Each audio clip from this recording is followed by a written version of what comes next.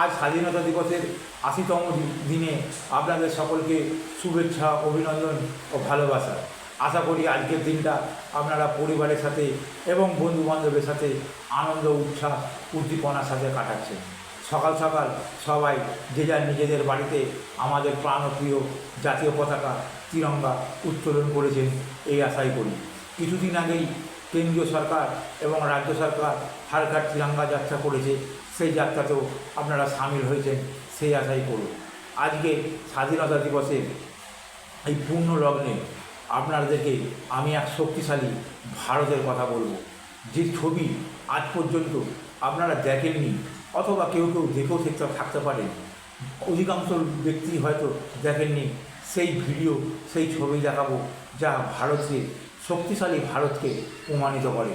ভারত যে আজ পশ্চিমী দেশের রক্তচক্ষুকে উপেক্ষা করে নিজের দেশের সুরক্ষা, নিজের জনগণের সুরক্ষার ব্রত, এই ছবি কিন্তু তারই প্রমাণ।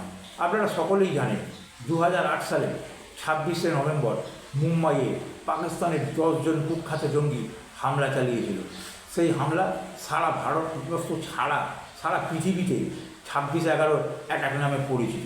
এই হামলায় কাপুরুষিত বর্বরচিত হামলা প্রায় 175 জনের মতন নিরীহ মানুষ প্রাণ হারিয়েছিলেন এবং 300 জনের অধিক নিরস্ত্র নিরহ মানুষ আহত হয়েছিলেন।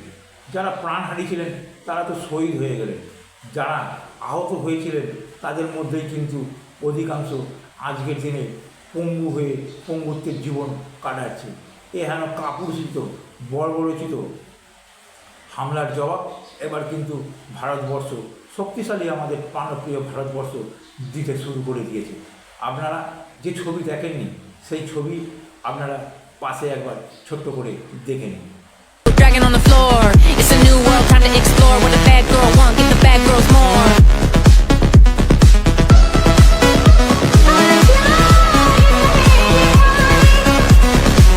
I'm a bad bitch, open my এই ভিডিওটিতে যাকে দেখলেন, এ কিন্তু কোনো সাধারণ নিরীহ ব্যক্তি নয়, এ ছিল শয়তানের শয়তান, লস্করে তৈবার কমান্ডার সৈয়দ আব্দুল আজিজ। একে কিন্তু ওই জুন মাসের 8 তারিখে রাত্রি 9টার সময়, 9:30টার সময় কোনো এক মসজিদে মৃত অবস্থায় পাওয়া যায়। সেই মসজিদের সিসিটিভি ফুটেজে দেখা গেছে যে একটি বেসিন থেকে সে জল পান করে মসজিদের ভেতর প্রবেশ যখন করেছে, ফার্স্ট ফ্লোরে সে উঠেছে, তারপরে সে মৃত্যুর কোলে ঢলে পড়েছে। এই ছবিটা কিন্তু এক শক্তিশালী ভারতের প্রতিচ্ছবি। ছবিটা কিন্তু প্রমাণ করে ভারত আজ কতটা এগিয়ে গেছে।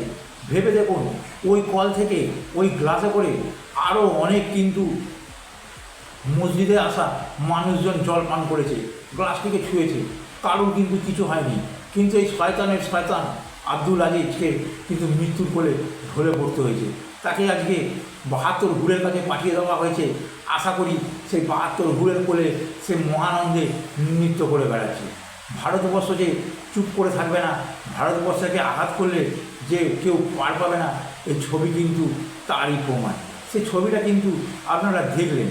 এই পাকিস্তানের যে ISI, তারা কিন্তু স্বীকার করেছে যে আননোন গানম্যান পাকিস্তানে সক্রিয় হয়ে প্রায় 30 থেকে 35 জন ভারত বিরোধী আতঙ্কবাদীকে কিন্তু কাতালে আম করে দিয়েছে।